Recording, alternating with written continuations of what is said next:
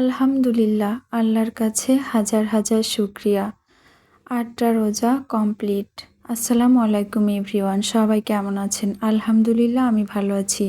আশা করি আপনারাও সবাই অনেক ভালো আছেন। রমজানের সবাইকে অনেক অনেক শুভেচ্ছা জানিয়ে আজকে শুরু করছি আমার ভিডিওটি। আমি আজকে কি ইফতারের আয়োজন করলাম সেটাই শেয়ার করব। প্রথমে আমি 2টা ডিম সিদ্ধ বসিয়ে দিয়েছি। আসরের নামাজ পড়ে এসে আমি এখানে চিয়া সিডের শরবতটা বানিয়ে নিচ্ছিলাম। এখানে ইসবগুলের ভুসি, সামান্য একটু ট্যাঙ্ক দিয়েছি আর একটু চিনি, লেবু সব কিছু মিক্স করে রেখে দিয়েছি।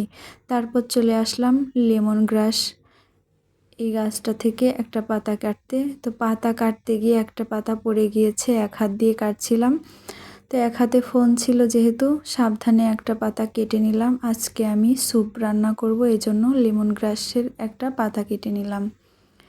অনেক পাতা ছিল, তো আমি গাছটা একেবারেই বোতা করে ফেলেছি। তো আমার ডিম সিদ্ধ হয়ে গিয়েছে, ফলগুলো কেটে রেডি করে নিলাম। তারপরে যে ছোলা সব কিছু একটু রেডি করে নিয়ে আমি এখানে স্যুপ বানাবো।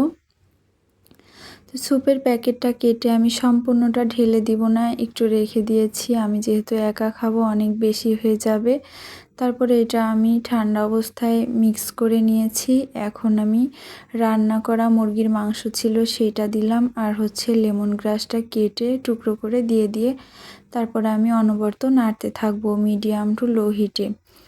একটু নাড়াচাড়া করে এটা একটু যখন হয়ে আসবে তখন আমি একটা ডিম ফেটিয়ে দিয়ে নিচ্ছিলাম। যেহেতু এক হাতে ফোন, তো আমি নাড়তে নাড়তে দিতে পারিনি, একবারে দিয়ে এখন আমি সুন্দর করে মিক্স করে নিলাম। আমার কয়েকদিন ধরে ভাজা পোড়া খেয়ে পেটের অবস্থা খারাপ, অনেক অ্যাসিডিটি, এই কারণে আমি আজকে একদম সাদামাটা ইফতারের আয়োজন করেছি। আমার স্যুপটা রেডি হয়ে গিয়েছে, এখন আমি এটাকে বাটিতে ঢেলে গরম গরম পরিবেশন করে নিচ্ছিলাম। তো আজকে স্যুপটা অনেক বেশি মজা হয়েছিল। তো আমি একটু দেখছিলাম কেমন হয়েছে, দেখতেই অনেক বেশি কালারফুল আর অনেক বেশি সুন্দর লাগছিল। তো আশা করি খেতেও অনেক বেশি ভালো লাগবে। তো ইফতারের আর কয়েক মিনিট বাকি। আমি এখানে 2টা ডিম কেটে নিয়েছি। এখানে ছোলা ভুনা ছিল, সেটার উপর পেঁয়াজ কাঁচামরিচ কেটে উপর দিয়ে দিয়েছি। এখানে ছিল খেজুর, হচ্ছে আপেল, মালটা, কলা আর হচ্ছে শরবত। আজকে আমার এটাই ইফতারের আয়োজন ছিল। আজান দিয়ে দিয়েছে, আমি আমার ইফতারটা সেরে নিচ্ছিলাম। আপনারা কে কি দিয়ে ইফতার করলেন সেটা কমেন্টে জানাবেন।